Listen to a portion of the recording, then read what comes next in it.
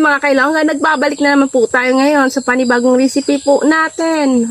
Ay, ayan. May lipstick ko pa. So, ayan mga kailangan, yung niluto po pala natin ngayon, eh, siyempre, naalala nyo pa ba yung, nung pas pa na weeks? Ito rin po yung niluto natin, no? Ayan, niluto po natin ulit. Dahil meron po tayong ganitong klaseng gulay, eh, siyempre, niluto po natin, ho? Ayan, oh. Alam nyo ba, kung naalala nyo pa ba kung ano ito? O, ito yung sample.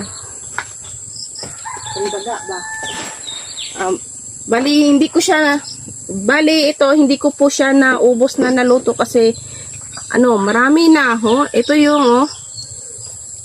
Yan.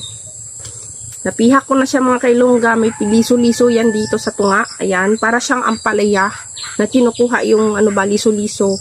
Oh. Ayan.